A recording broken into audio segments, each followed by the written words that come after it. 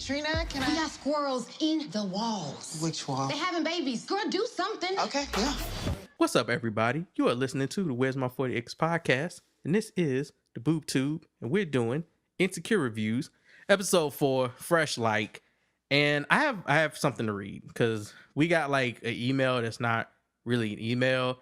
It's a Shanna mail because she basically sent me an email through Facebook Messenger. Because this is why I don't be allowing y'all to have like direct connections to me. So she lucky she family. But okay, so here we go. Oh my God, this is long. Okay. Let me say this right now because she is Shanna, and she put all of her feelings about the whole episode into this email. So let me just which one? This current one or this current episode? This current episode. Do not respond to any of the things that she says in this email. We will get to them. Okay. She addresses pretty much a lot in this email. So don't respond. All right. Sure. All right. So, thoughts for Insecure. Hey, everybody. Joy, let me know if you want me to add Tyler Perry to your calendar. He reached out about brunch. I don't know what's going on there. Okay. Insecure. Molly. I have never seen anyone hustle backwards so hard. She had those sisters on her side and was setting up a network, but because she wanted to be part of the boys club, quotes, which she also said was the reason she left the white firm, she dissed them. And I'm so glad the therapist called her on her shit. She ain't even talking about Dro. I loved Issa's whole story this episode. I'm a sucker for the two people walking, talking, and falling in love trope, but the end was not okay. I know we all fantasize about it, but you don't walk out on the job. Did you even put in an application at Beach Crew? Did you try integrating hip hop into your work at We Got Y'all? You had one afternoon off and acted a fool when you got back. I get the TV drama, but no. You just got an apartment and you have no savings. Okay, that's all I got. I had to get that off my chest. All right. Can we comment now? No, please. Right, I was gonna say, is it done? Like you said, please it was don't. long. Please don't comment. It actually wasn't that long. It looks longer in Facebook Messenger because Facebook Messenger usually be like, "What's up, yo, chill," but that's not what that was. It was like a whole 3 sentences, so it looks really, really long when you condense it on the little messenger screen. All right, so can we just start the episode? Can we just start? Please don't. Yeah, sure. I guess just start the show. All right, cool. All right, bossy boss. I don't know what's happening. All right, niggas and Tiff. All right. So episode 4 starts off with something we have not been able to get this whole season, and I'm glad we finally got it. Issa rapping in the mirror in the bathroom. Like, she could not find a fucking mirror.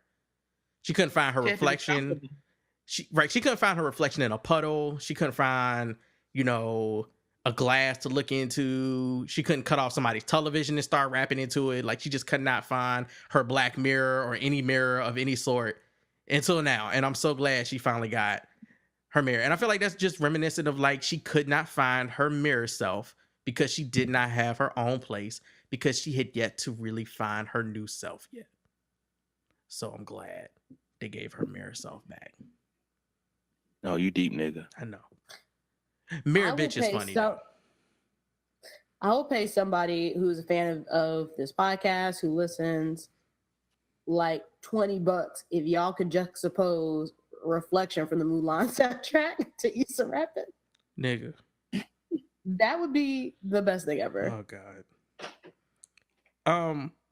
How fucking genius of a comedian is Issa? Having her mirror bitch Reflection respond when she said don't go nowhere, and mirror bitch was like, bitch, where I'm going go. Like, that response killed me. We actually had to pause it at that point. Like, I lost it. I was like, I hate her so much for being so fucking funny. She has no problem making fun of herself in this show, and I think it is awesome. Like, it is one of the greatest things about her character and her creative style, period. I do agree. even though that place she's in. We're gonna get into it, but yeah. Oh, Listen, baby steps. The fact that she's owning up to her shit and trying to be responsible. She is. However, I mean, she's in her mid-30s, so I feel like it's a little, it's just a little too late. But hey, I'm proud of her. You gotta start somewhere, sis. I'm proud of you. mm-hmm. That's why black women are so supportive. And it kind of makes me, I'm kind of curious too. I guess we'll get to the point of the parents and all that good stuff. But yeah, it's just, it makes me, I guess, a little bit more curious about, especially post divorce with her parents. Like, what did she have to go through? And, what did she see that made her form certain ways? Because, a lot of times too, like how you grow up, in disarray can cause you to have, different views on like a successful relationship. So just curious. Twan, you got anything, buddy? You over there? Nah, I ain't got nothing, man. Keep going. Y'all doing a good job. Coming in like quiet storm, nigga. What the fuck? What is that about? Nah, I ain't got nothing. Shaft. Like, what is up, nigga? What is going on? Just my natural voice. Nigga, if you don't back the fuck up, nigga. That's your natural voice. You sound so hotel. Right. Well, my name all you gotta say is Queen. Oh, I heard some niggas say that when I went to Krog Street Sunday, and everything was, he was sitting down with his girlfriend, and everything was at the counter to the black waitress. Yo, Queen. No. I mean, I'm saying my queen.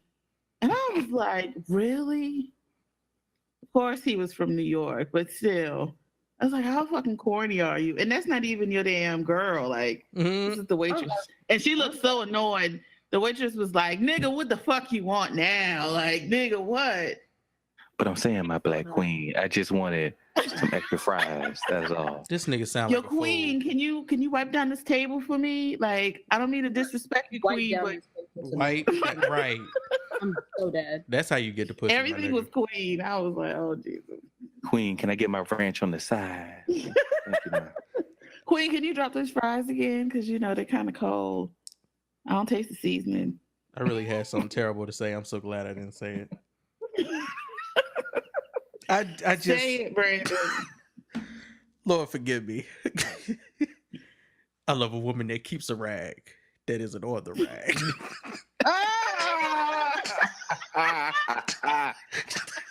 Oh. Yeah, that was in response to come wipe down my table. I was like, don't say that. Oh don't say that out loud. I'm so happy that you did. Oh my gosh. Wow.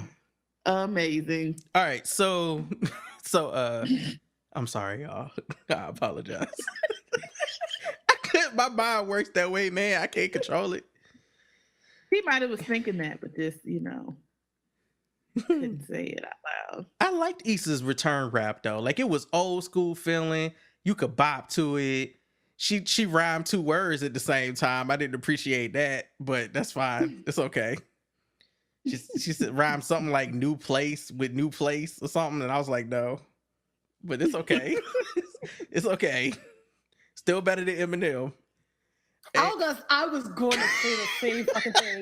I was like, yo, I guarantee it's better than Eminem's new album that just dropped, though. Get out of my head, Belle. And but Issa quietly raps better than a lot of niggas, even jokingly. You are accurate. Absolutely. I'm not even joking. You're absolutely accurate. Like, she got flow. She be saying shit. That's like 2 things more than 0 of the things a bunch of these niggas rapping have. So true. Mm-hmm. So she's got this new spot, and Daniel knocks on the door, interrupts her little rap session, and basically it is the like saddest goodbyes moment. And what I really think is fucked up about this scene is the song that's playing in the background is called After the Storm, and it's by Kali Uchis featuring Tyler, the Creator, and Bootsy Collins. It's produced by Bad Bad Not Good. This is an amazing song. It's on her Isolation album. And Bootsy is talking in the beginning. He says, whatever goes around eventually comes back to you. So you got to be careful, baby, and look both ways before you cross my mind. And before he can even finish, they do a record scratch. And Molly's like, bye, Daniel. And she just shuts the door. I was like, well, that goes around, comes back around shit is not hanging on, huh? We just, damn, that's completely fucked up that they put that back there. So they were telling us they was building a nice little story for Daniel. Did we get lied to? No, you got 3 episodes. No, I got a sneaking suspicion Daniel will be back. Maybe not right now, but you know, I think he might try to win Issa back. Yeah, I'm sure he will. I hope not with them Nordic beats. No, ma'am. Oh my God. There's nothing wrong with soft rock in another language. You stop it. Daniel got to do better though. Listen. Last episode just disappointed me. I was like, wow. If this ain't an accurate representation of men in general, where you are blinded by the veneer fineness, and then they turn around just being garbage, and that is exactly what happened. I thought you was talking about me at first. I was proud of Issa because you see how fine he is. He just gives me big dick energy, and then she was that much to take him to that little fancy ass restaurant with the window and shit, and then he gonna be acting the way he was acting, and then talk slick out of that mouth. Oh. Yeah, she really was being super nice to him, considering. Exactly. Now to be fair, she's still living there with no rent. But the fact that she went out of her way to that was a very fancy ass restaurant. Try to cheer him up, listen to his "woe is me," producer stories. Like she really tried. She did. Tried. And he talked mad slick and thought eating pussy was just gonna smooth things over. I'm sorry, baby. Trying to kiss my shoulder. Get the fuck out of here. She did it right. Wait, I probably would have did worse, but yeah, she did it right. Yeah, there would have been a scene. Orgasm first, and they're like, well, so about you being trash. Right. My boxes, I'll be out of here by tomorrow. Bye, nigga. So Molly hit him with the bye, which she felt really proud of that bye. It was like a sad, you finally gone, nigga, bye. Kind of proud. It was like, oh, so sad. Goodbye, Daniel, and your biceps that's flexing for no reason right now, and you ain't even carrying no boxes, nigga. I see you, nigga. Your line. Chill out, bruh. And then she walks in the house. Sweatpants. Chill out, bruh. And then she walks in the house.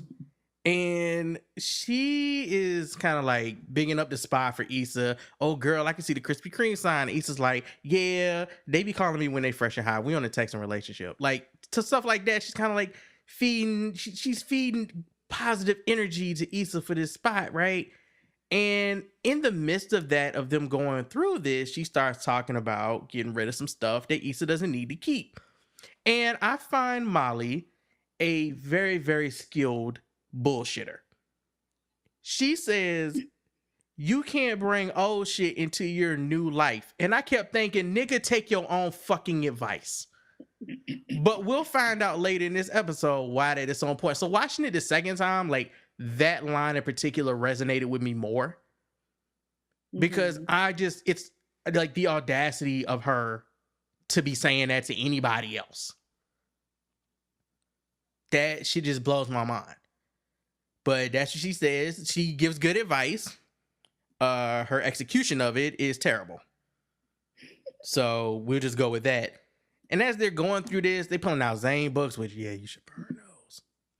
That's just I hadn't read those since like smooth like high school. So burning them. She's something about she had a mixtape with Adele music on it, and I'm an Adele fan, so I really took that to heart what Molly was saying about Adele too. This wasn't a good episode for Molly for me. Yeah, weren't those the mixtapes that she said Lawrence made for her on her first date? Yeah. He looked like an Adele nigga. He wore a Carl Thomas sweater in the summer. Of course, he got. Why none of these niggas don't know how to wear clothes in season? Him and Daniel, bruh. What is going on? God, terrible Playboy ass Oh my sweater. I hate God. that sweater so damn much. This nigga. What now? Okay, Joy. Which one was worse though? The Battle of the Sweaters. Oh no. Lawrence's Carl Thomas sweaters or Daniel's Playboy Bunny sweater? Oh, the Playboy Buddy sweater by far, if you ask me. I just like it. Just was so. Bruh. with the two black bunnies on each. I was like, get out of the sweater. What temperature is it? He's in a pink summer dress with like a light jean jacket, and you coming in with a full cable knit sweater. I was so confused. To go in the club, the hot ass club you going into. And then he was standing on line with you know cupping his hands in the front like niggas do. I was just irritated. I really did not like that look. I'm gonna need y'all to stop picking on Daniel, okay? You can't feel the heat when you mad. Y'all leave that man We alone. already established how he's fine and he has big dick. He's fine as fuck. Agreed. But that's what, man. Look, it was a horrible sweater. But you know what? I sympathize. Like, look, if I had a very popular TV show on HBO, I'd make all the niggas next to me look terrible, and so I would just that's exactly what I would do to make myself look better. Good point, Issa. I get it, girl. I see the vision. Okay. So yeah, Molly gives her advice or whatever. They talk about throwing stuff away, and the scene kind of cuts when we finally get to meet what's the girl's name? Because I don't remember. Frida. Is that her? No, not Frida. The crazy neighbor that sees the squirrels in the walls having babies. Alicia. No, it's not it. It's not Alicia. What is it? Starts with a T, I think. Isn't it? Laquan, it was something. I thought it was like Laquan or something crazy like that. Crazy squirrel lady. I think it's Tisha down the hall, but I'm not. Laquan. Crazy squirrel lady. Wow. Either way, she comes to the door and she says, "Girl, we got squirrels in the wall." And Issa's like, "Where?" And she says, "You can't hear them. They making babies." No, she said they got squirrels in the walls. Issa looked at her and said, "Which walls?" Like, like, girl, we in the building. Like, but she came to her apartment. Like, right, okay, yeah. This a lot fucking going on. Crazy neighbor. We were warned about this person. So Issa got to go, do work. The work that gets her half off for that apartment that she living in. She thought was like $1,500. That's just $725 for her because she get to clean up the crazy squirrel poop and baby stuff. So have fun with that. They come back from that scene and Issa is like going through the stuff that Molly was telling her to get rid of, and she's kind of pulling it back out the box like, I can't get it with these things. You never know when I'm gonna need this, or ain't nobody like getting rid of this. And when she grabs the Adele mixtape, she looks at her. She says, "I like Adele" or something like that, and she says, "Girl, you rolling in the keep." Yes, she did. Also, she said for the Zayn novel, she's like, Tyler Perry might do something with this. She did. That's what she said. Tyler Perry might do something with this. And I'm like, nigga, why? Why are you doing this? You know her and Tyler probably cool as shit though. All right, so we cut to Molly in the workplace and they're having a black business meeting. And my first question, very important question, I want to pose it to the audience. Why is Molly dressed like a red velvet cake slice? Why you mad? Why you mad at her? I like her that fall outfit, fashion. Hold up, say that again, Twan. Say that again, Twan. You what I like now? the outfit. You like the outfit? Yeah. You realize that they put her in that outfit to make her look frumpy and uncomfortable, because the next outfit you see her in is that body hugging blue shit that she wears in the Torian's office. She killed it. Nah, that body hugging one was a J. Now, Deidre and or the guys, because listen, we are dress agnostic over here. If you want to wear a dress, we support you here at Where Is It My 40 Acres, no matter what gender you are. But I found the dress. I found the exact dress she wore. Somebody posted a link to it. Now, I saw the site, and I was like, I'm not going to look too deep into this because it said Birdall Goodman. I was like, oh, I don't got Birdall Goodman money. Yeah, But if anybody wants the link, I will provide it. I saw it on the Twitters. Well, my shape can't get in that, so I let Molly wear that. But And I literally I don't like to, I'm anti-objectifying women, but Jesus Christ. We don't even have to go. She killed that dress. Like she killed it. That zipper that went. Ooh, yes. Like But she killed it. the first scene we see her is of her ass. I was just like, Yeah. come through squat. Yes. Yeah. Yeah, I didn't know Molly was stacked like that. Like I see. Okay. I remember doing a double take. I see, and I've been watching Molly. Like I've been watching. Like, this is just how I watch the show. Molly is stacked. That dress is one of those dresses that double stacks it. The dress does work. You paying for a look, and she got benefits. Now, If she got burnt off Goodman money, you better be paying for a fucking look. Yeah. I feel like I don't know. I'm going back and forth and answering this question. Just but I'm ask gonna it, put it nigga. out there. Was it work appropriate? She work at a black firm. That's true. I was thinking the same thing, but I was like, I'm gonna wait till somebody else says it. Look, I did, and the reason because I don't want to, because like I'm more asking it of a theta of I don't know when it comes to women's clothes. So you know what I mean? Unless you like hanging out, falling out, because she was covered. It was like down to like a little bit. It went down her knees. It was covered. Yeah, it wasn't like, you know what I mean? But I'm like, I said that babe, I It posed fit perfectly for her. Like it wasn't overly tight. Like it fit. Like you know what I'm saying? It was definitely form fitting, That but shit was like tight. in a classy way. Right. It had her shape. It wasn't like I'm about to also, go to Starlet's shortly after. in a great color too, man. It could. Yeah, that blue was pretty on there. Question: could she have worn that to Aretha Franklin's funeral and not been judged? From what I've been reading, that some people came in there dressed in t-shirt, shorts, and gym shoes. Yes, I said and not be I saw a woman- judged. I'm about to say, but I saw a woman in a full feather outfit. It was just feather. I mean Shirley Caesar had on a Beyonce outfit that was see-through and was covered. With, That is very yes, she did. Yes, she did. All right. Do would've I been have a problem with the outfit that Molly was wearing? No. Like I said, the dress came down to her knees, so it fits like Catholic girls' school rules. It was classy. She could go out after it and mingle with a client, to win the case. But I'm opposed to the dress because of why she wore it. And like this whole I want to be in the boys club shit, dealing with a nigga that already seems like he gonna be a hotel, just an educated hotel. Yeah. She just her main jump was to move up the ranks.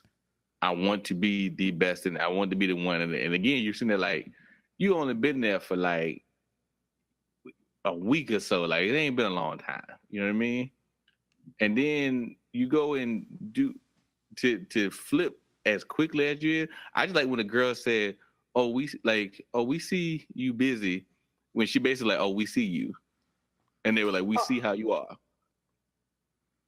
And I thought that was great because like you just like my girl started watching. She like, don't do that. You just lost all the women. You did. Who gonna back you up? Yep. And you need that when the revolution eventually happens. Like you need the support of women. You gotta support your local girl gang. Like that is super important, especially in the workforce, because like if shit pops off, you need the backing. And then all she had to do was finish out her stuff with them. There's gonna be another case. You can always gonna be like, hey, I'm gonna help you out, throw that shit up there. Like, but it was like you just that impatient to like I got to move up. But if she's a lawyer, so she have took advice, which is really frustrating to me, which is why she's gonna stay in therapy for a really long time.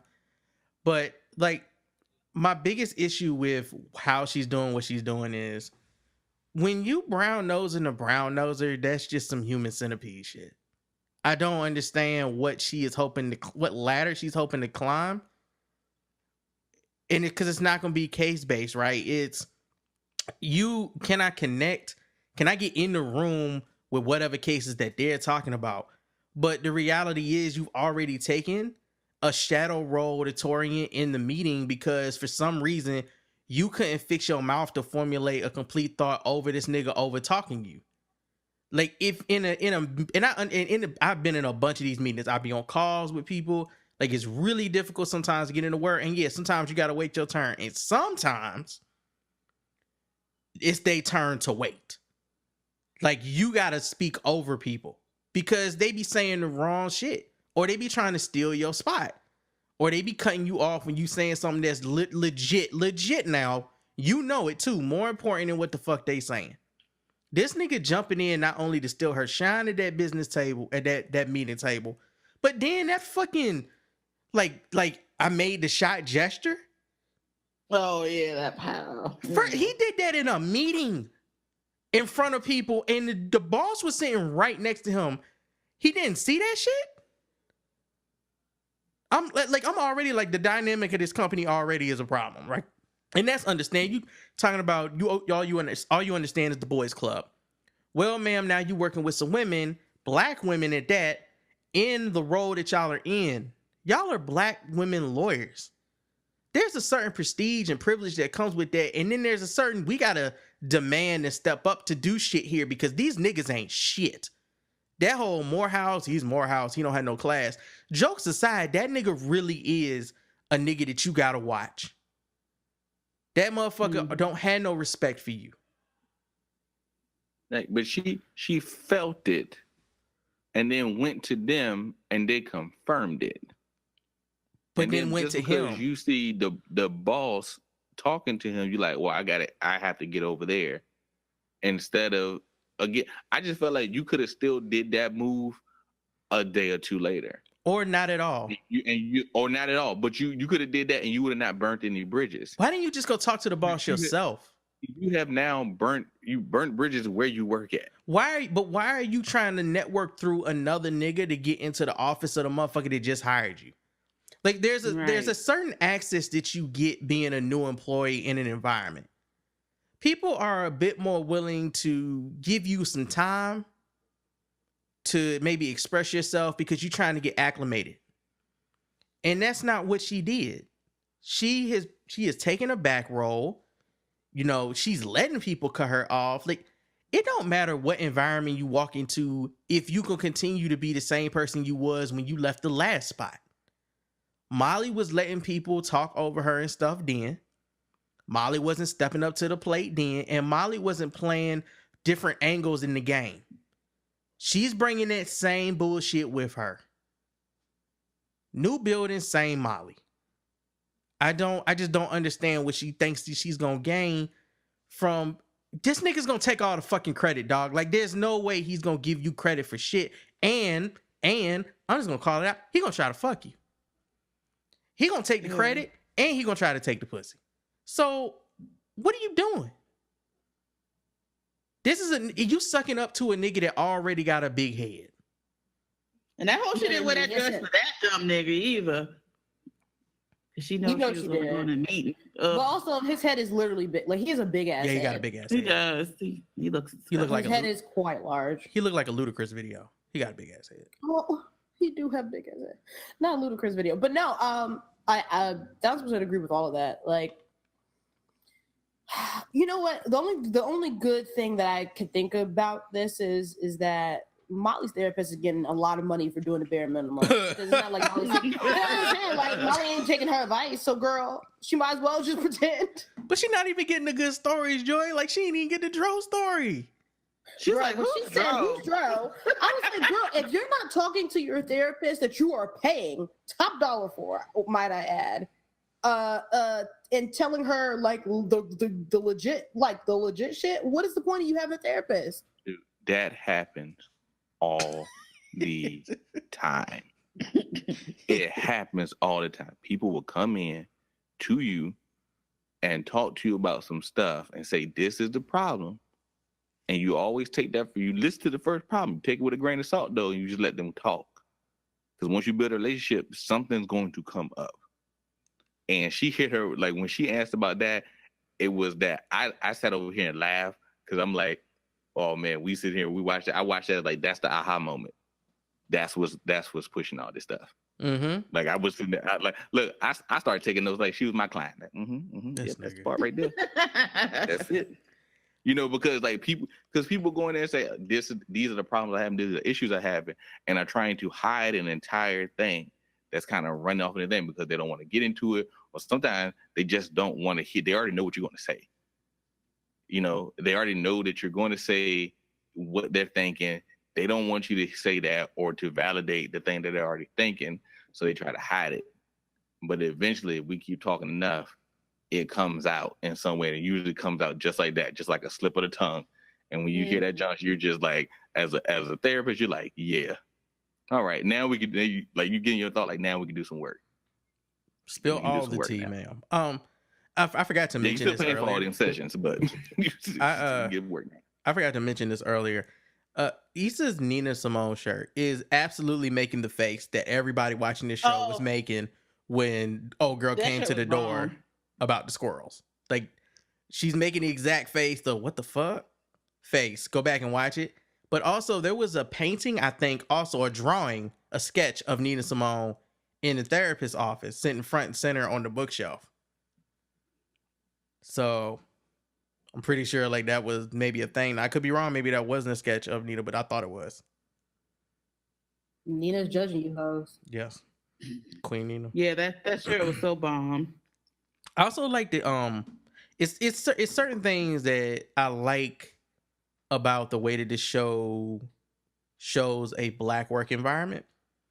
Not that particularly that velvet cake dress that Molly had on, that zoot suit. Not Wow. It could have been fitted. It wasn't. I don't mean fitted like the way we talking about that blue dress. Like, it definitely could have used some hemming. Like, it could have, shortened the sleeves a bit, bringing the shoulders, stuff like that. I feel like she's keeping something under there. But there's the Black art, like, in the workplace, I thought was dope. Cause you don't get to, like, little stuff like that I don't get to see when I go to my, places of work. I don't get to see Black art. And like, that shit is just dope. I don't get to see diverse art. I get to see real stock photo art shit. A flower or a sailboat or right. Or a guy looking at a flower in a sailboat, because we like combinations.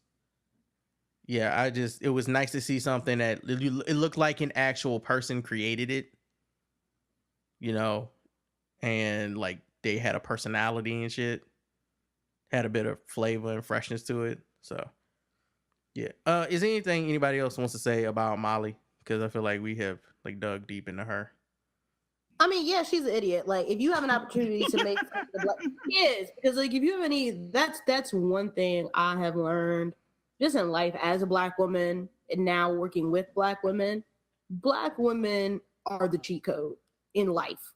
And when you desecrate that the sanctity of that relationship, then bro, you gotta take the L, however that L materializes into, because it's coming. You gotta take it. And she just got there. And them girls were looking at you like, all right, I synced it. I got you. Mm-hmm. I see who you are, girl. That's what bothered me so much about what she did. I don't think she's been there a fucking week yet. Like, what is going on? Why are you so fucking impatient, yo? Because you don't have Dro? Do you need to get Dro back to get some patience? If that's the case, call the nigga up. Cause you about to fuck up your whole work shit. That's fucking with remember your they money. were even talking. Remember when Molly, remember when they were all eating at the restaurant, and it was brought up, and even Issa was like, just take your time. Like, you're rushing into it, like you just overreacting. Yeah, that just gave me like she hadn't been there that long. Right. No, she hasn't. And then like the fact that those girls, like she came to those girls mad humble, and they were like, yeah, sure, of course. Like, and did not have to go out their way to help her. Gave her the lowdown on that Morehouse nigga. Like, really was looking out for her, and this is how she repays them. Yep, supporting. Also, like, they didn't play like of them being intimidated by her because she was a new woman coming in. They literally, like, she said that, it looked at her, but when she came over and talked to them, they embraced her. And it was like, cool. But to be honest, let's work together on this. Honestly speaking, though, given what we've seen since Molly started there, what the fuck did they have to be intimidated by? She came Yeah, in she ain't a weak. threat. She acting weak. Exactly. She not. They was joking her in the first meeting. So. Oh, yeah. Also, like they're the one who secured the case, not her. Yep. She was the one because she came up to him and was like, "Yo, congratulations on securing the case. Like that was some really great work." Because she can't secure it. She wasn't able to. They were though. We see you. We see you, Molly. Issa. I like this episode for Issa. Like a lot. I did too. I did too, man. I'm glad she winning out here in these streets. So Issa, we come back to her and she is at work. Frida walks up to her. Frida's like, yo, I talked to Janet on your black ass behalf, and she's gonna let you back out. You're free. You can go out unchained. Issa unchained. You can go out there and you can work with the kids again. Tell them we got y'all. Maybe not with a picture of a white hand raising them up on your shirt anymore. But you can show them some diversity. I'm sure that was the biggest motivator. The fact that the only black person we got working here, you keeping in the office and punishing and not actually sending out there to be the face and not the white hand of this organization. Might want to think about stuff like that. But Frida, I love the whole Frida girl. I got you, girl. I got you. And I was just like, that's so condescending though. Even though you don't. I think No, continue what you're saying. I'm just saying, even though I know Frida doesn't mean anything negative by it, it just feels condescending in Issa's situation, period. Yeah. I think like my third eye might have been too open because every time she kept saying we're letting you go back into the field, I was like I didn't even think of that. I found myself being like this wording could be better. Master say your punishment over, you can get it. Pick all the cotton you want. Wait a minute. This wording is not great. I actually think that's probably they write the script, so that shit is they probably had their third eye open too. What were you saying, Twan? You saying I don't like Frida? Yeah. I love Frida.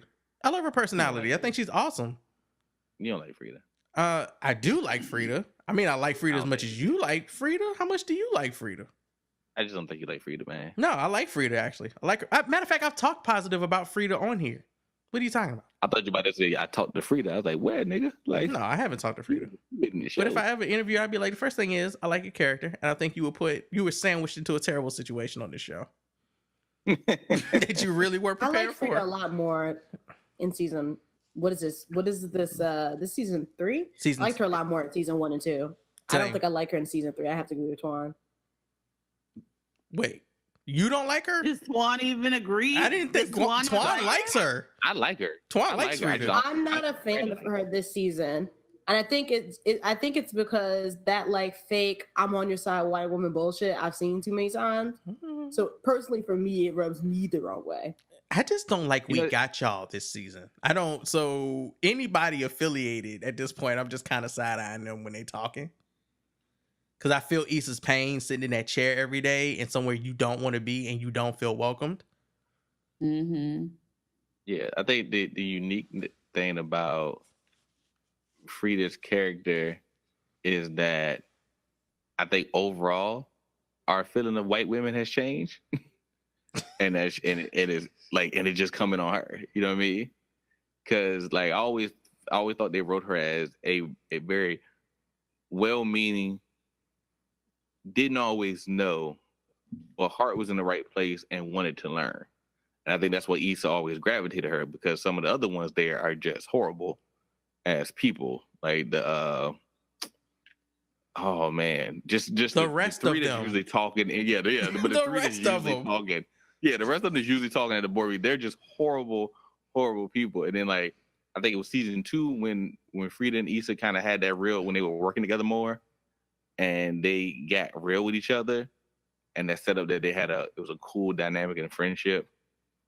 I think Frida is trying to hang on to that, even though she's in a place of, what is it? She's basing a place of superiority over Issa right now in the company. And I think you feel that dynamic change. But I don't think it's on her though.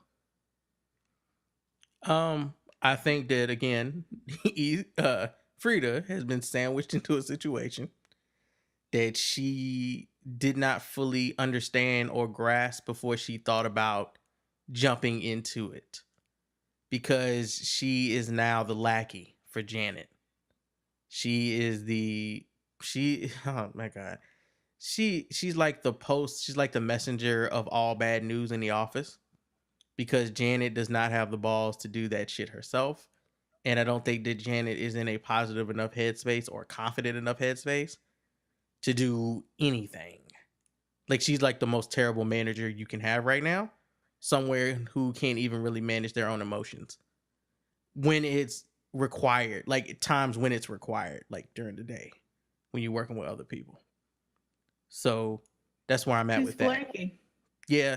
And she's one of those white women that is like, happy to have you here. I love blackness, until it gets too difficult to love blackness or to work with black people or people of color. And then like they kind of lash out. But I have to take that into consideration with the fact that I'm black all the time and I'm never allowed to lash out. So it's hard for me to have sympathy for your woes. Yeah. Like That's I know maybe I should feel bad for Frida. And I do a bit. I feel worse for Issa, because I've been there. Oh yeah, because I mean, Frida just gives me, just like what you said. She's the person that Janet always knows she can just, get to do her dirty work for her. And Frida's just, she really doesn't have that much of a backbone, so she just. So yeah, I feel bad for Issa out of everybody. So yeah, Issa pretty much takes a lunch break. She has called in an order for some tacos from Worldwide. She takes an hour lunch tacos. break of lunch breaks. Like, well, I mean, Must at be first it was a nice. regular lunch break, and then Dick showed up. So then it turned into Then a who full. showed up? That nigga named Dick, right? Dude, is his name Dick or New Dick? What's his New name? Dick. New Dick? Yeah. Definitely Wow. New Dick. New Dick showed up. New Dick. Wow. Amazing. Hey, was there Okay. any arguments going on in the Twitter sphere about the fact that Nathan is light skinned and Daniel is brown skinned? I did. I don't look at Twitter when I watch. You know what's funny? I think it Insecure. would have been. I don't know if they were, but I feel like just in general, it would have been more discussion if the roles were reversed and it was You know that though. two black women. Yeah, You know that though. Mhm. That's not. Come on, bro. You don't even have to ponder that. Of course. but Bringing in a I light think skinned the girl. people who were mad at it just saw New Dick, and I think that was enough. Right. I'll go with that. I think it's I think it's just like New Dick, and they're like, yeah, this is nice. Question: who is Amal? Nobody know who Oh, the Amal dude is? that she left at the Terminal 6. airport. She left him I at the didn't airport. get that part. Who is Amal? Is that her brother on the show? Who is Amal? I thought it might have been her brother, and then at one point I thought it might have been her doing Lyft, but I was like, she don't do Lyft because she's on a lunch break. So Maybe she is doing Lyft. That can't be a client. Maybe she was doing Lyft. Maybe that was her quitting her Lyft job. Oh, I hope that's it. I hope that was her. I hope that was it. Hold on, let me find out who Amal Because is. they do like with Lyft, you can get like scheduled pickups, so you can schedule like some. But that'd have been a hell of a pickup going to an airport for your lunch break. Damn it! It's her brother. You have to know, because with the scheduled, you have to. I think it's how does it work with Lyft? So I guess you just put it out there like I need to be scheduled. I need somebody to pick me up at this X amount of time at this X amount of location, and that person who I guess first come first serve, they accept it. So I mean, even though she would have to accept it, knowing that okay, I'm taking my lunch break. I don't know how far from her work is from the airport, but maybe she figured she can do it. Like no, it's Amal. Amal is her brother. It's her gay brother, which is what I thought. So she left her brother at the airport at Terminal 6. Which they don't like each other anyway, so that makes sense that Right. she would leave his ass there for new dick. She is eating a This new taco dick. from Worldwide Takes an Hour Tacos, which I don't know what you are fucking doing for your tacos to take an hour other than actually slaughtering the fucking meat. So Issa tweeted about the tacos and saying that it's her favorite hood spot in LA of all time to get tacos. They have 100 different types of tacos, and that the dude who owns the place sometimes literally like leaves the station and gets stuff fresh for the tacos, which is why it takes 15 minutes versus an hour. But she thinks it's absolutely well worth the wait. She tweeted that. I'm not waiting an hour for a taco, dog. Yeah, Did I just it seemed order? like- It was like this whole episode was her like little love letter to LA. Black Like, LA, you know, but yeah. Yeah, Black Make LA. that- make Yeah, that Black quick. LA. Like she was going different things, just showing actual spots and stuff like that. Before they gentrify it. I got you, girl. Mm-hmm. Yeah. A lot And of that's one thing I love just about TV in general and this wave of Black television is that we're getting regional Blackness in different forms with Atlanta, obviously for Atlanta, and then for Insecure and talking about like a gentrifying LA, but has a rich Black culture. And that they're, these are two Native people from those areas having the opportunity to tell their stories from their eyes, from the areas that they grew up in. I think that's really, really powerful. Yeah, don't forget about Oakland. Sorry to bother you. And Oh, absolutely. I was talking about television, but yes, sorry to bother you, blind spotting. Absolutely. like Oakland is getting that attention. So, yeah. So they decide that Issa's not gonna pick her brother up from Terminal 6. Good luck, nigga. Lifted. She decides to walk with Amal because he orders some tacos after he makes her drop her taco. He said that was hard to watch. She said it was harder living it. I agree. And he orders her some tacos. So it's like, it'll take an hour. Fuck it, we'll walk around LA. I'll show you the streets. And they go to Lamar Park.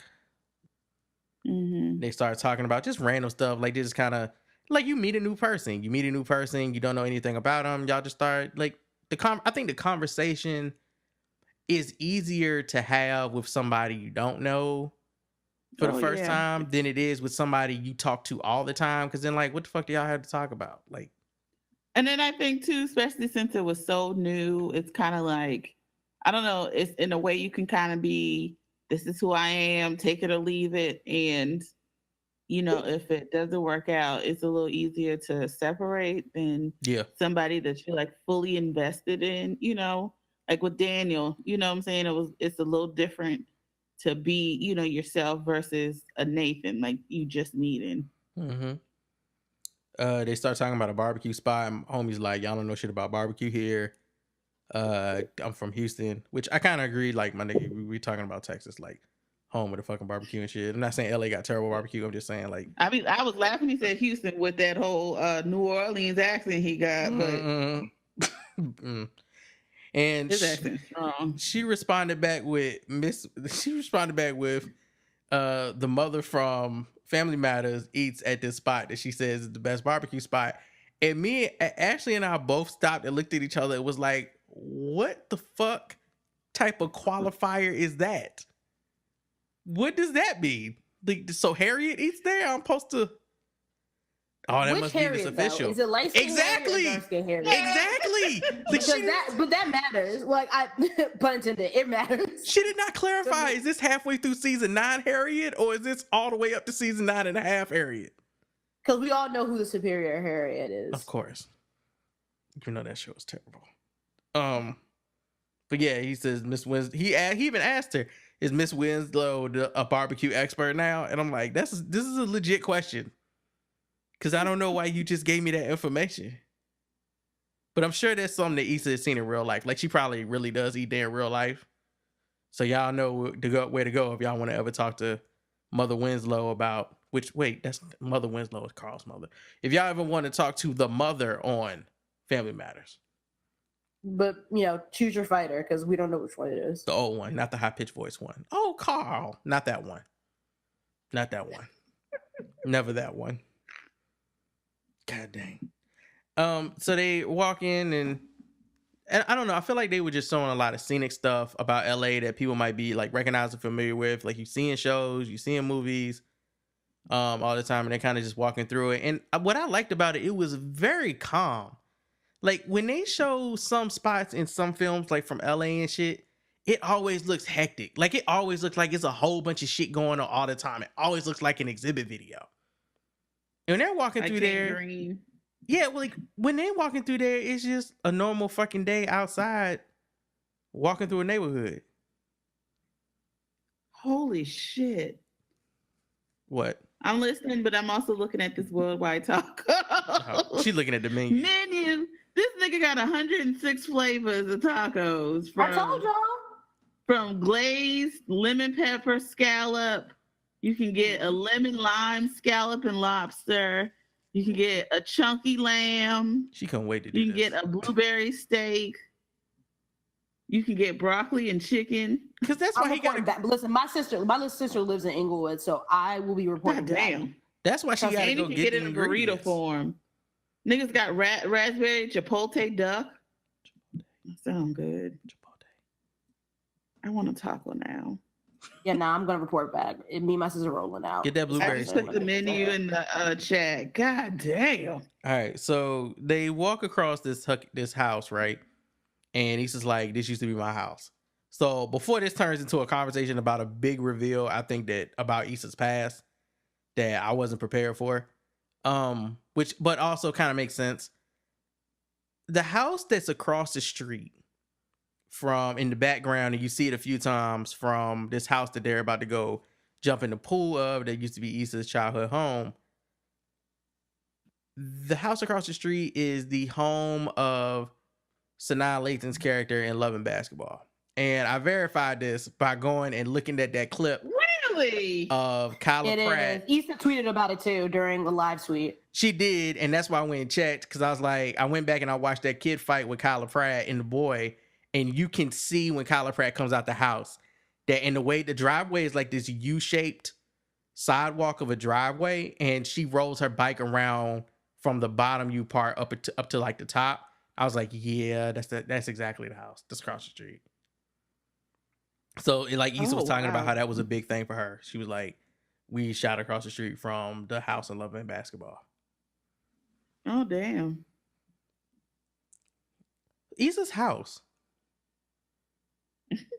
So Issa was like, my mom works hard for this house. And I think Ashley was reading her book. Ashley was saying like her parents were doctors or something like that, or are, and they really did get divorced or something. And I'm not sure the facts on that. I haven't read it, but you have to be a doctor to own a house like that, right?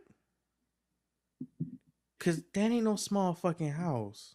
No, It that house wasn't was at nice. all. That house was long and wide. Mm-hmm.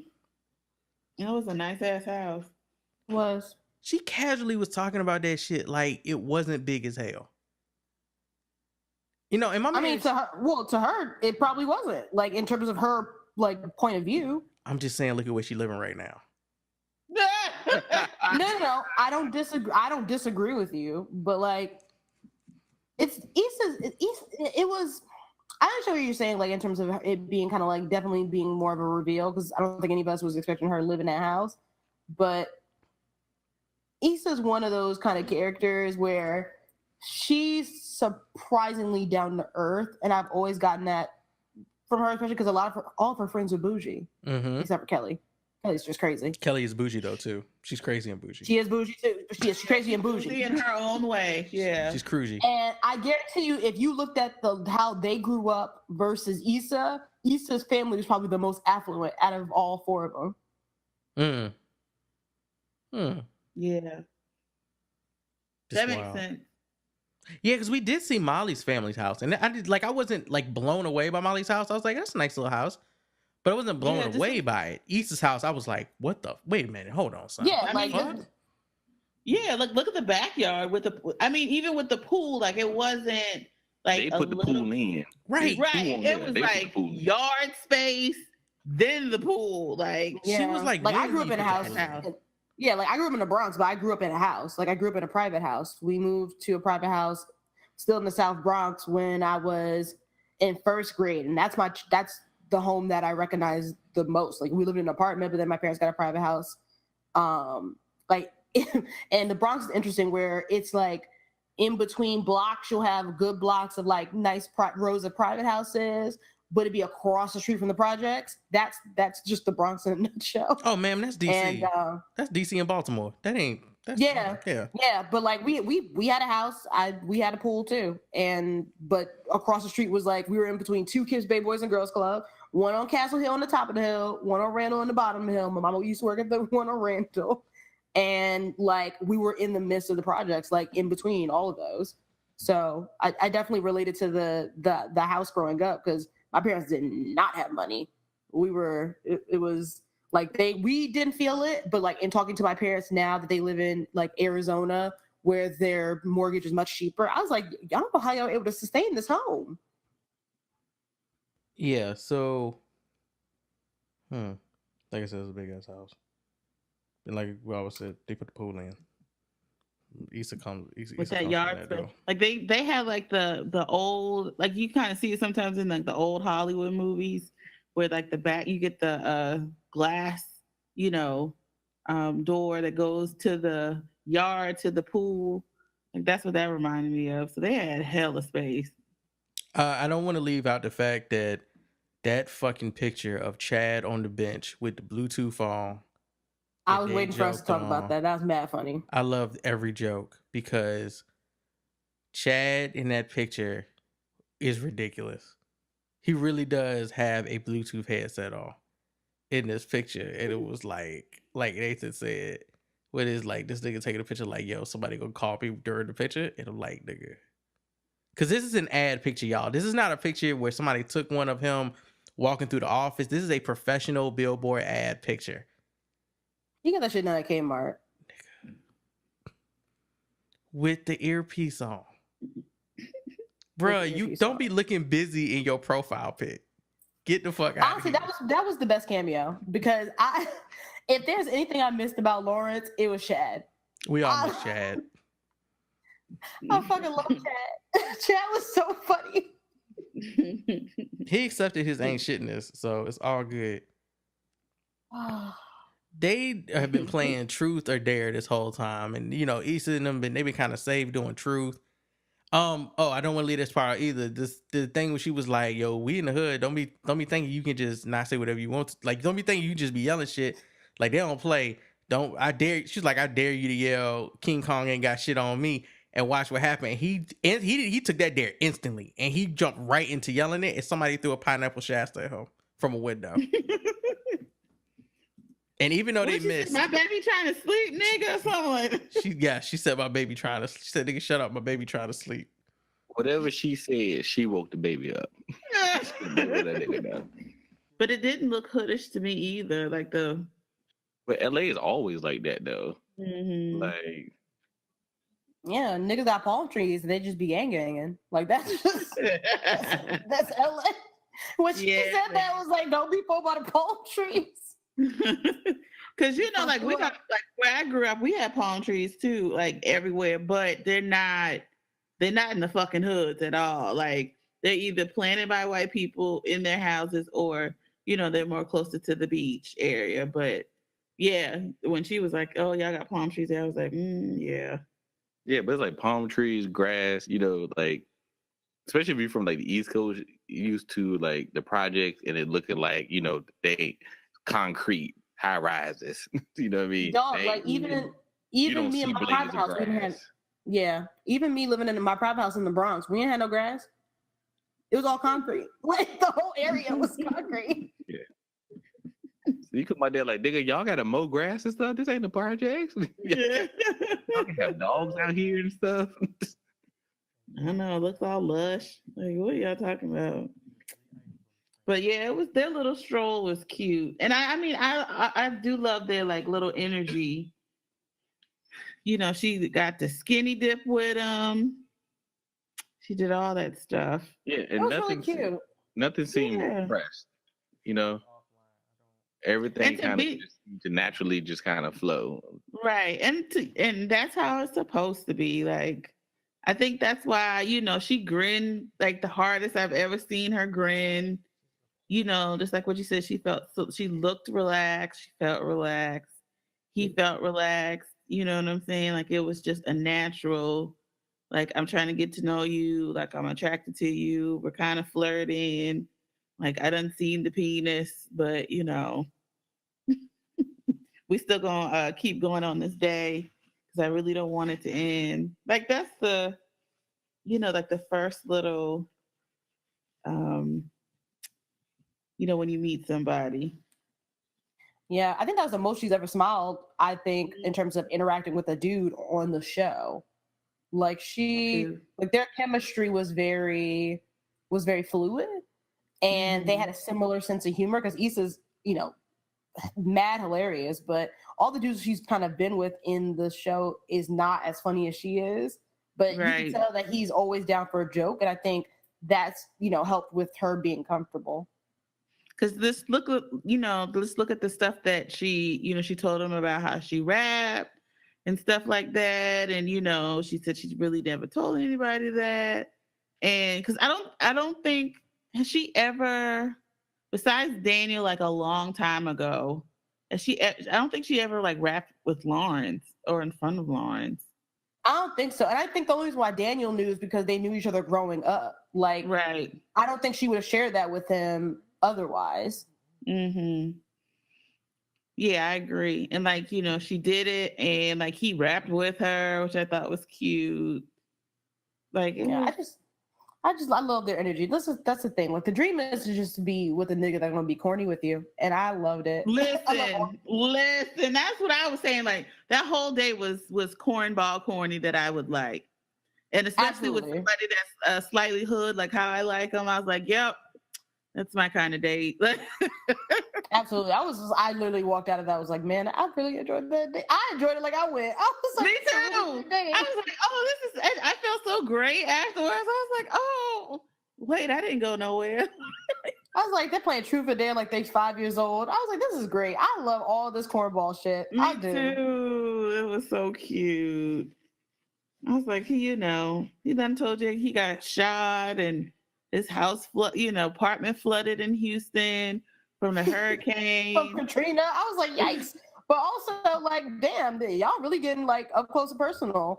Isn't he like a barber too? Did I miss that? Or did I read that wrong?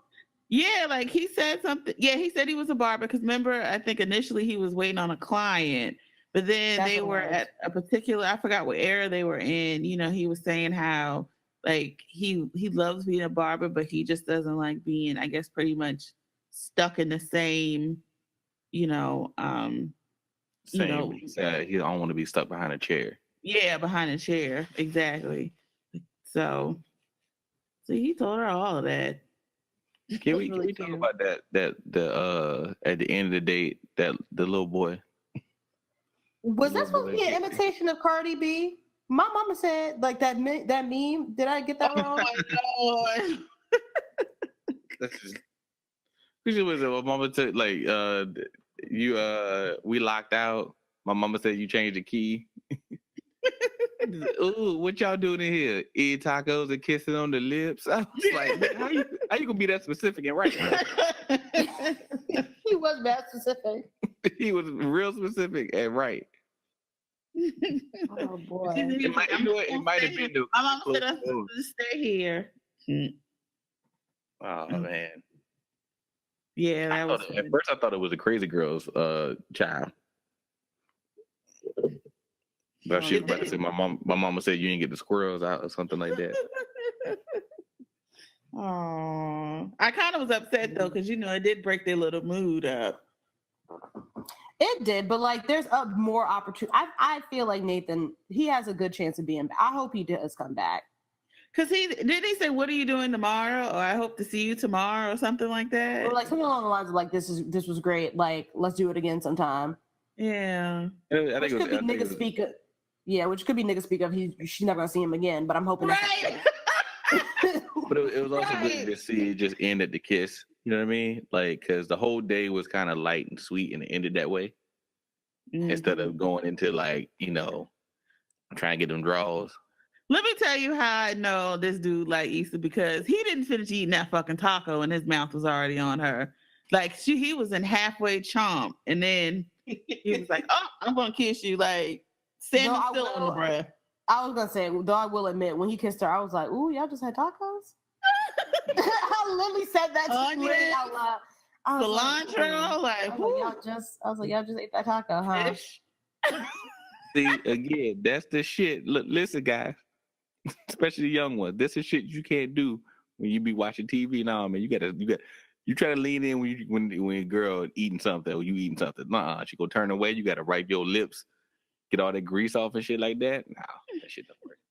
That does not work. First of all, what you're not gonna do is interrupt me, and if I'm in the middle of like a really good taco, I love me a taco, so don't do that. But also, like I was looking as they were doing it, I was just like, oh, their breath probably smells terrible. That was literally my first thought. Yeah, like, I just remember first, and I was like, wait, I didn't see him. He was still chewing. He was. What's going on? Dead ass, he was like he just like ingested the food and then turned to her, and I was like, wait a minute now, hey, y'all don't have no drink, like I don't see no water.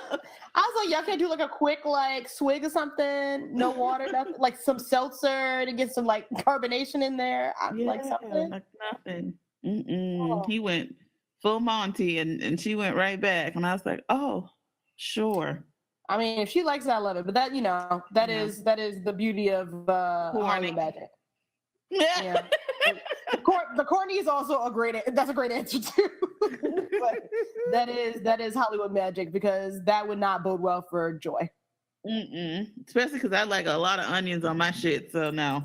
I don't know, but I like sour, like I like some sour cream, like some crema, like something like in that regard. So I just let it just be messy and gross, like. Your girl could be plain white rice. Your ass ain't about to come in mid chew. Oh no! What you gonna do? What you gonna do, dude? You go sit that thing in your jaw real quick. Close them teeth up real quick. Mouth smelling like cinnamon. No, man, your lips hit each other. They slip off of the grease. Like, nah. That's a very good point, Twan. There's so many things that you got to look at Hollywood. Because look, I just know as a guy, some guys be looking at it and the girl be like, look at that, that's so cute, that's beautiful, shit like that. They be like, yeah, I'm gonna recreate that. I'm like, no, don't do that. Don't do that. Take it from a nigga that's tried. Don't do that. But you know what I appreciate about these episodes, that like as we go through them, that Twan is here to just remind you young bucks, don't do this. Don't do this. Yes, that's what I'm gonna do the whole time. Don't do this. If we ever have a scene where like they in an argument and a nigga just kiss a girl while they arguing, I can't stand you. I can't stand you. And pin them up on the wall and kiss them. Don't do that. Don't do that. You gonna get punched in the eye. Hilarious. You'll be punched dead in your eyeball. Oh yeah. I mean, has that ever happened to y'all? Where y'all be sitting y'all in a full fight? No. And then you just end it with you just punctuate that shit with the kiss right there, and everything over. My natural body language is keep away. Just in general. Yeah. Soon as your head came forward, she thinking you boxing now. Right. I'm like, okay, we gotta square up. Right. Let me protect myself. You done came in with the head first. She's thinking like, no, you trying to fight. No, you can't be doing all these very like white, The Notebook-esque moves if your girl is like has a natural fight or flight tendency. What well for nobody. Later. I saw somebody arguing one time and they just picked the girl up like in a basket carrier and walked away with her. I said, you gonna get fall in your face. Don't do that. I'm gonna keep it right so y'all don't be looking too late. They're gonna make sure y'all don't wear cardigans in the winter. And I'm gonna make sure you don't kiss your girl at the wrong time and get fucked up. Hilarious. Yeah, though this show is based on, I guess, real life, a lot of, I guess, you messy niggas on Twitter. Don't do majority of this shit. It's not real. It's not. Just don't do it. Let's not do that at all. I agree. Let's not do that at all. Yeah, it's not. This is not real life. Everybody seems very well adjusted. The actors in real life. So let's none of these methods, like you kissing the girl on the shoulder and being like, "I'm sorry." None of that works. Don't do that. That's true. That's so true. All right. Well, the most important scene is Issa and her job moment. And I know we just read Shauna's email about how she felt about Issa leaving the job. Do y'all agree? Like, do you disagree? I personally, this was probably my favorite Issa scene in all of the 3 seasons. You know, I could understand what she's saying, because that's something I always say when I watch TV. Like, nigga, how you just gonna quit? You ain't got no prospects or stuff like that. But I will say I looked at it differently for the fact that she got a place now doing the building management shit, you know what I mean? And got half off on that. So she's good with that part. She said she was still doing lifting shit, you know what I mean? So it wasn't like she was going from like, this is my only thing income to I have absolutely zero. She wasn't doing that.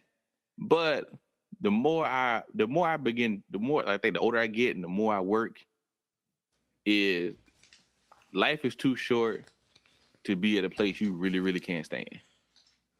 That shit drains you. That shit takes everything out of you. I remember my girl coming every day being like, I can't do this job, being like in tears, like I can't do this. And I wanted so bad to look at her and just be like, quit. You know, like one time I even told her, like, if you want to quit, I'm not going to judge you. We'll figure some shit out. We're going to have to sell a car. I'm going to sell some playlists. But we're going to figure this shit out. You know what I mean? 'Cause that's how bad it got. So, like, that weight off of you when you get a new, like, when you leave that job that you can't stand, like, that's a priceless moment right there. I can't hate on that. I can't tell nobody to not do that. And sometimes, you know, we get stuck, you know, a lot of times in doing things because it's quote unquote safe, but it's not a great thing for our mental, you know, and emotional well-being. So you can stay in a job and you know that it's always going to be a paycheck twice a month, you know, all that stuff. And, you know, people will be scared to go out on a limb, be scared to, you know, go out on faith to do something that they love to do because of that. And it also can hinder you in doing the things that you want to do. And, you know, I can definitely say that for myself because, you know, while, you know, there are parts of my job that I like, there's a lot of parts of my job, including pay, that I do not like, you know, but you know, at the end of the day, like, you always gonna get this paycheck, but still, like, you know, I always commend anybody that can, you know, understand what they want to do because, you know, I think Issa, especially when she went to the job fair and she saw that other company, you know, that was doing more for the kids, and especially, you know, musically, she understood and she knew exactly what, you know, vision she sees herself doing as far as for helping children. And she knew for the longest that that place was not the best place for her at all. It's just going down the drain. And especially when it did like the pretty much kind of like the panoramic view of the office, and she was just looking and was like, this is not for me, I'm quitting. It's like sometimes you just have to say it and do that first step, and you know that can get your momentum going in, you know, doing what you love to do. Because, you know, Issa doesn't have any children. She doesn't have anything like that pressing to hold her down, that, you know, she can just do it and not feel like a what if. And I think she's had a lot of what ifs, you know, in her life. I think this is the first time she's actually putting forth and doing something about it. So I commended her for it. All right. Yeah, I think this is the most adult decision Issa's made in all 3 seasons. And I was very proud of her. Me too. And I have not said that at all in any of these 3 seasons about Issa. And when she did it, she looked so happy. Like, you know, like, oh, I got away from these fuck niggas. Like, yes, you know. And then they played fucking Crazy Classic Life by Janelle Monáe. Yes. Our Fairy Black Mother. I was like, come through. Yes. I loved it. Absolutely loved it. Yes, I loved it. All right, and just like what you said, she can do lift. Like, it's not like she's just flat out no damn job. She can lift until she finds what she needs. And it also gives her the flexibility to start seeking what she really wants to do. Yeah. All right, you just got mad silent. Oh, we were waiting for you to start. I've been here for a while. Yeah, you said, oh, like you ready. I said, oh, like 3 times. But So what have y'all? So y'all covered everything up to the house, right? I mean, them going back to the crib and shit. Yeah. Or did y'all jump Yeah, we right talked into? about how corny the date was in all the best ways. And then we were talking about Issa leaving the company finally. Did y'all talk about the little rat tail having kid with the longest rat tail Yes, ever? we did. Yes, we did. All right, cool. You know, I talked about that nigga. I hope so because that little rat tail, that long little rat tail, that did me in. And yeah, I agree. It was a corny date, but it was a cool date. It's like I think one of the most perfect first dates you can have to really get to know a person. And she was, I think I heard Deidre talking about how honest she was because she hasn't been honest with other people as much as she has. And I think it was easier for her to be honest with somebody she didn't know. Might as well start off that way so you can kind of know what type of person you are. You don't have to tell them I think everything. she proved what she was saying in the beginning. Because she remember when Molly was trying to throw stuff out, she was saying, I've always said this is new me. And then I always go back to old shit. Mm-hmm. But this time, instead of like this whole episode was not her saying that she's new, was actually her doing something about it. Yeah. And you got to see her take those steps to move forward. And juxtaposed with Molly taking steps backwards. So I think that was absolutely done on purpose. Molly continues to be a mess of Molly. And yeah, I heard like everybody's point on her quitting her job.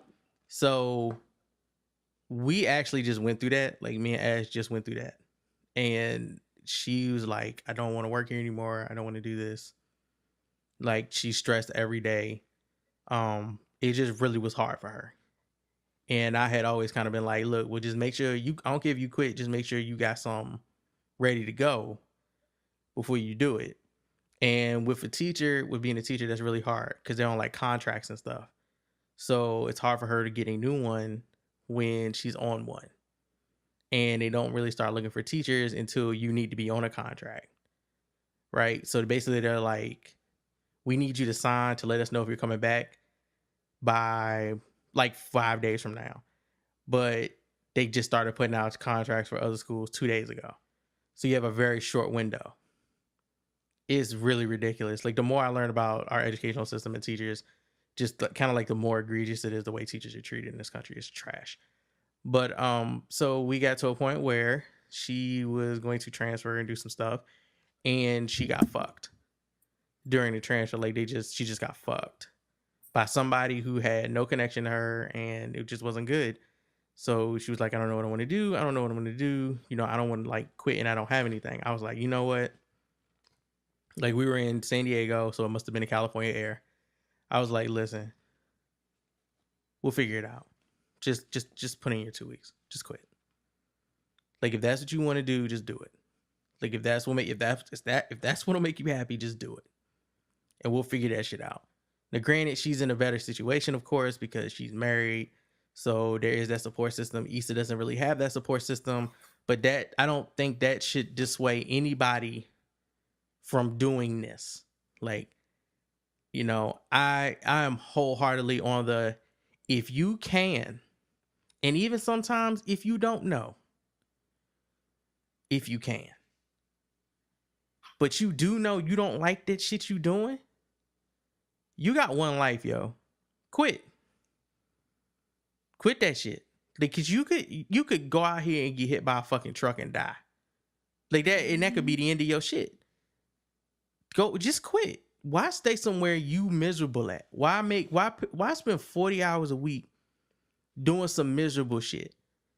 You know, and on the same token, though, people need to be kind of cautious. People need to be more analytical of their situation. Okay? If you ain't making great money and you don't truly like your job, like you don't really see you being there that long, don't go out and buy a brand new fucking BMW. Like, don't make purchases that you know will lock you into a position. Because there's a lot of people that'll tell you stories about how, oh man, I had this $3,000 a month apartment, and I had my new Mercedes S-Class, the biggest class of all the classes. And you know, when I walked into my office one day and I was just like, fuck it. And I quit and I started my own business, and now I fold kale leaves into origami figures for people, and I make a great living off of it. Like, that's bullshit. That lucky motherfucker is a rarity. Like, you need to plan ahead and not just be living in the moment with your everything. So that if you do get in a situation, you're like, you know what, fuck my job this Tuesday, I'm quitting. You can do it. And we don't really know Issa's situation. Like, we don't know how much. We know she ain't really got a penny to her fucking name, but she got the little apartment joint, and I'm sure they paying her something. So that works. I'm sure you got y'all won't paying her shit since she was sleeping on somebody's fucking couch. Hell no. And she driving for Lyft. Like, and it wasn't a lot of people see this thing and automatically think it's a spur of the moment thing. You know what I mean? Nah. Like, I fully understand that some people don't have the luxury of just quitting. Fully understand that. Because I've been in that situation. You don't have the luxury. But I never saw this as a spur of the moment thing. Issa was working with this company. She got downgraded in this company, took that, tried to make the best of that, got shut down in that, still tried to make some suggestions, got shut down some more, and she was just kind of biding her time. And the only person there that really had her back was Frida. That was it. And she, but there wasn't a lot of stuff that she could do. So when she saw, and she's already like, I'm doing this job, and I still have to hustle 3 other things to live. If I got to do all this stuff and I was basically homeless and don't have anything to my name, then me quitting this job after I done tried to make it work, I'm still gonna be homeless too, and not have that much money to my name with a 425 credit score. But shit, at least I won't be depressed and beat myself up all the time. Like, you gotta take that leap. That's a lot to deal with. You going to a job 40 hours a week that you don't fucking like. You working a Lyft job at night. You sleeping on a nigga couch. At what point are you working on your resume and actively searching for another job on Monster or Mashable Jobs or wherever the fuck you be looking, right? Like, when do you have the spirit or the energy to do that? That, you're like, I know some people, oh man, your spirit and shit, you gotta buckle down. Look, everybody ain't built like me. Everybody ain't like, yo, I can take all of this shit on my shoulders and run with it, and I'm gonna do what the fuck I need to do because fuck it. Ain't nothing else you can do, right? Like, people aren't that logical. Okay? People are emotional, people have stuff they're dealing with. Sometimes people just can't do it. And if they can't do it, then you gotta let that shit go. Like he's saying, she ain't losing shit by quitting this job. She really ain't. And the reality, if you want to update like Ash's situation, it was worried for like a week and a half, and then she had a brand new teaching job, because the bottom line is, like, her skill set is there, her background checking is there, she got a resume, right? There's a support system there. As far that she's built for herself, and Issa has that too. Issa can go out here and make some shit happen. Issa ain't no dummy. She ain't useless. She's already been looking at the other place, right? Why she still got stuff. And but they like was looking that for shit, people. Until you in that situation, or somebody that's in that situation, you don't know how draining that fucking situation is. But that shit's terrible. I was like, you've been complaining about that place since season 1. Dude, like, Brent, like, you could tell with your situation, Ashley, didn't you like just at times feel like there's nothing I can do? There's nothing I can do. I can't walk up in there and make them listen to her. There is shit I can do. I know that when you walk in this door, you're going to be miserable. Yep. Like, I watched her break down in tears every time she walked in the door, a bunch of time, and almost break down in tears every time she left. You know what I mean? I was like, fuck it, we be on the street if I ain't got to see you like this. But I did, like, I did that same shit. This is too fucking much. I'm speaking about her experience, but I went through that same shit before I left my company 3 years ago to go work for somewhere. And everybody kept telling me don't leave. And I was in a situation where I was making, good money, like not great money, not what I'm making now. And I was making okay money for this area, right? At a company that I probably should have been making a whole lot fucking more money. But they just had more people than they needed. And the company was bullshitting as far as like raises and stuff go. They didn't want to pay. And I had been with them for 7 years. And I'm telling you, I hadn't planned to be with them longer than 3. Like, I had somewhat of a plan coming out of school. I'm like, yo, I can get in good with them, build a name, 3 years. I can go somewhere else, make a certain amount, and I'm good. Like, that's all I care about. I ain't out here trying to be fancy fucking rich. It was a number I was trying to hit in my head that was reasonable, and it was very doable in this situation. So I'm like, cool. If I just get that number, I'm good. Right? I ain't gotta worry about shit. I ain't gotta worry about a house. I ain't gotta worry about kids. I ain't gotta worry about nothing. I'll be fine because I don't feel like it's anybody who could be in that situation in any area and not being able to live off that. What ended up happening was year 4, I was kind of like, so I ain't been getting no raises and no increases, and I'm still making the same shit I was making before. So then when I tried to get that, they didn't want to do it. Okay. They kept giving me these bullshit ass reasons. And I still had to do all of this self-evaluation bullshit. And that shit literally would take me like 4 hours to do one of them evaluations. Because they had pages and pages of that shit of you talking about yourself. It was terrible. Like, then they was telling me, oh, well, if you go get this $500 certification, then maybe you can get a raise. And I'm like, but I'm doing work. I'm doing work that's equivalent to this paid without the certs. I don't understand what the problem was. And the fact of the matter was, I was a number. So coming to work was miserable. Like, I say this on the podcast all the time. I didn't talk at that job like that. It was a surprise if I did talk. And that was because I did not like it. I did not like being there. I was working 12-hour days so I could leave early on Friday because I was trying to get out there as quick as fucking possible. I didn't want to go in every day. My attitude was shit. Like, I had a terrible attitude with people some days. I wasn't approachable, and it was a lot of people that just did not. It was like, oh, we got to go ask Brandon something. I don't know how we going, maybe we need to like 3-man weave or something through to get this document out of him or to get him to work on this issue for us. Cause you know how he is. You could see it on their faces. Like, I just did not fit that atmosphere. I did not fit the culture. I did not want to be there. And finally, I like the first job that came through. I had been turning down companies like left and right. Like, I don't want to work here. I don't want to work here. I heard rumors about here. I heard terrible shit here. And one day I was like, the next motherfucker that called me, I'm leaving. If the next motherfucker that called me, I'm going to negotiate these numbers right, and I'm leaving. And that's what happened. Because I was about to quit anyway. Like, I was legit ready to just walk out and quit and like deal with it. Oh. So Life was too short. You don't owe these companies nothing. No, bro, don't give them nothing. You will always be a social security number. No, I tell people that all the time. Something happened to you, you croak and die.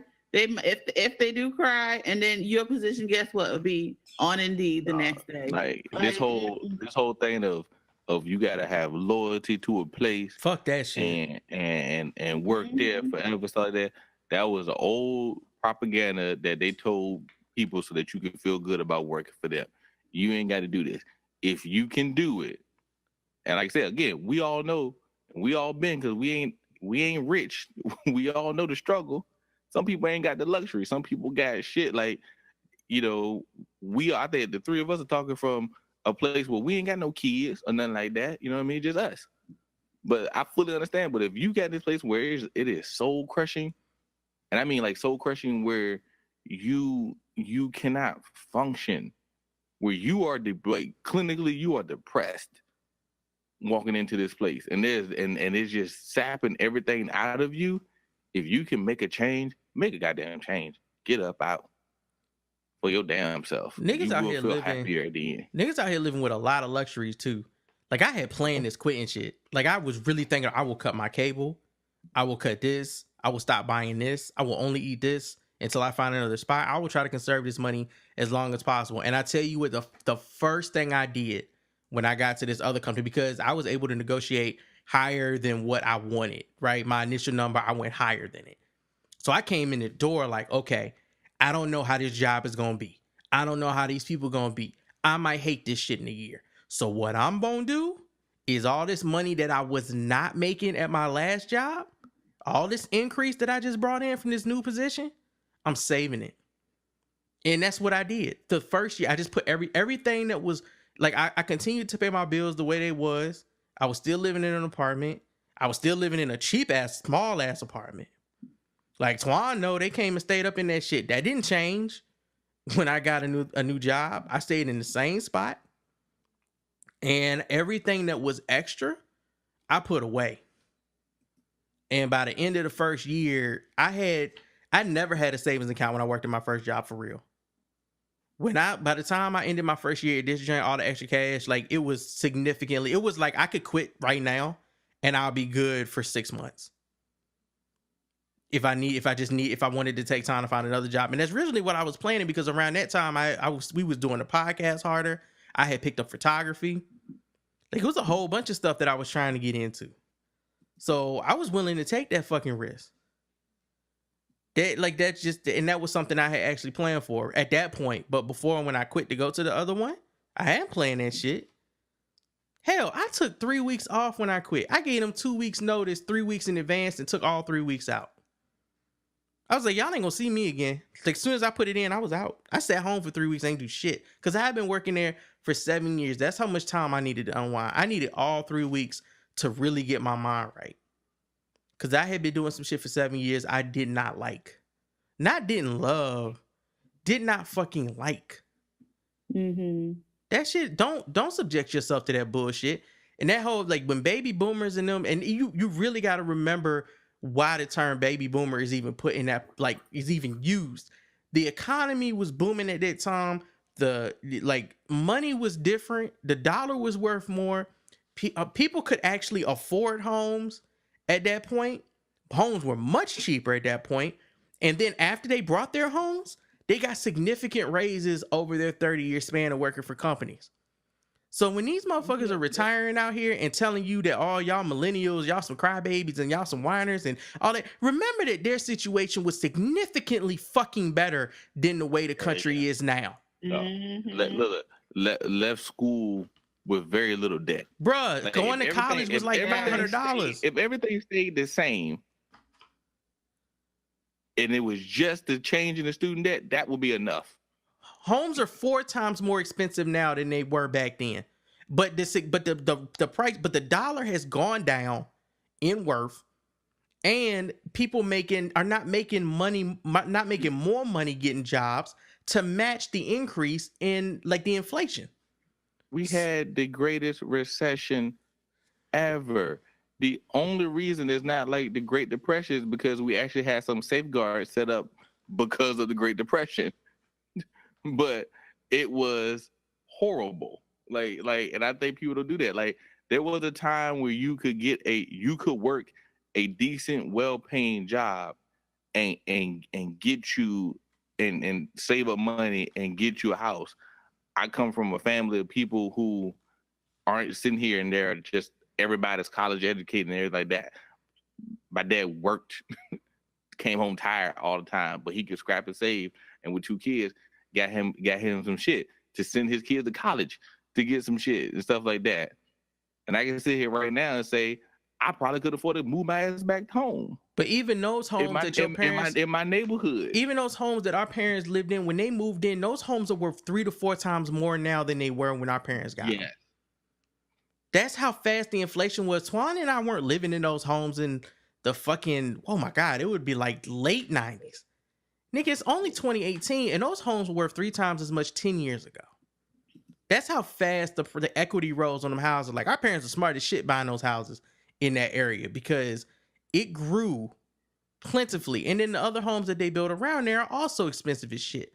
The home that Ashley and I moved in, if we'd have brought this home 20 years ago, nigga, and I'm making what I made now, which, let's keep it real, people were making what I made now, what I'm making now 20 years ago, and buying homes 3 times cheaper than my home is now. So you look at their situations, right? You looking at them, they thinking, oh, I paid $125,000 for my 4-bedroom house, my 4-bedroom single family home near the DC or Maryland area. Nigga, please, I guarantee you. Okay, you go try to find that now. You easily looking at $450 for a single family home with 3 bedrooms, 2.5 baths. Certain areas, the same home is $300,000 more.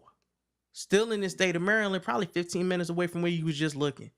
That's how ridiculous this got. And a lot of people that own them homes, they've been living there for 20, 30 years. So they brought that shit when it was fucking cheap, and now they about to flip it for 7 times the profit. That shit's crazy. But they expect us millennials to be able to do the same shit now. Nah, don't let nobody shame you into staying at no fucking job that you don't need to fucking stay at. Mm-hmm. That shit is trash. Like it's man, it's like it's oppression, bro. Like they're locking you in. And a lot of times they're doing it for their benefit. Like they're never doing it for your benefit. Like that whole, you stay and you're gonna be at the company this amount of years, you'll get this amount of, Bullshit. whatever incentives they're trying to throw at you, equity or, not even that, like just the whole of, you're vested in the company. No, at the end of the day, especially if they know you are the one that's going to work harder than the rest of the flunkies, more, and then you're more willing to actually do the work, that they'll sell you a dream in a quick minute. Just at the end of the day, it benefits them, not you.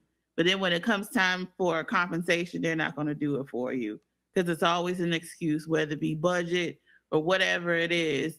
But yet you see it, people who don't do not nearly the amount of work that you do, making more money than you. Like, absolutely not.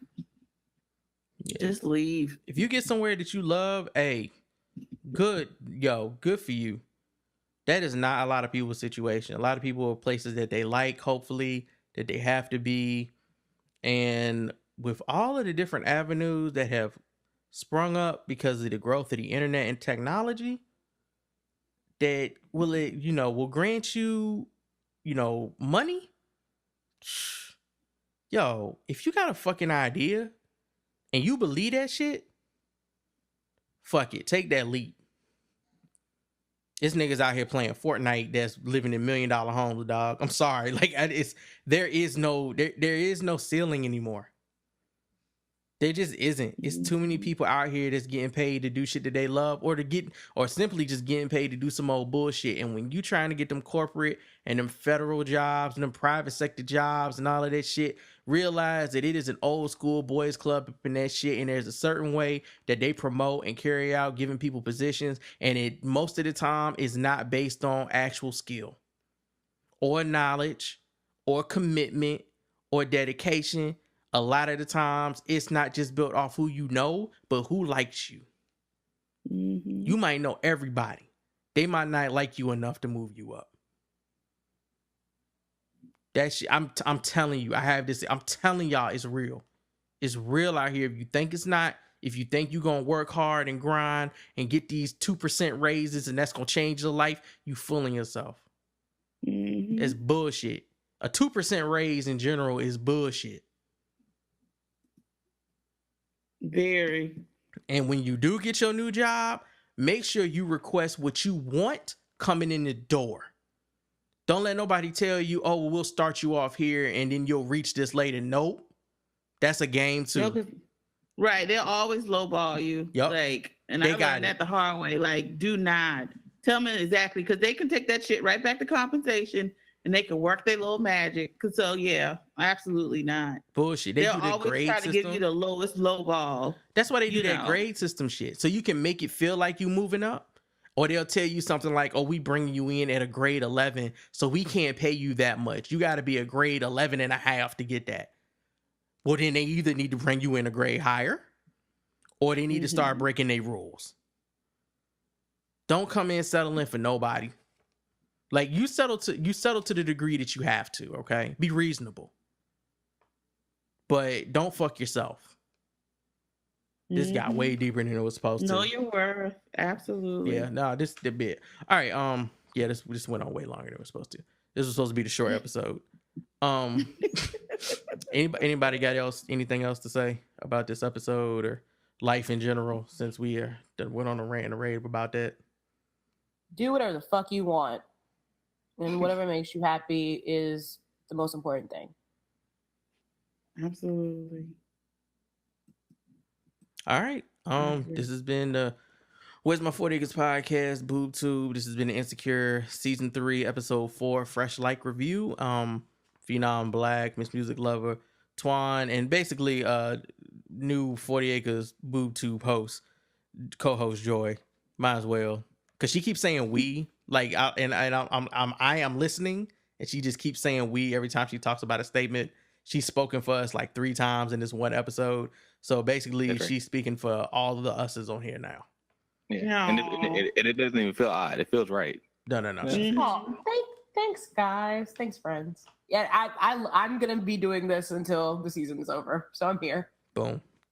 But then after the season, I'll be back. No, listen, Atlanta's coming back soon. Y'all know I love Atlanta. I will be right back here. Trust and believe. Oh, this doesn't have to stop. all right. Yeah. And we will holler at y'all next time. Where'sMy40acres.com. Tell a friend, tell a fam, tell it all. Don't be like Molly or a mess. Peace.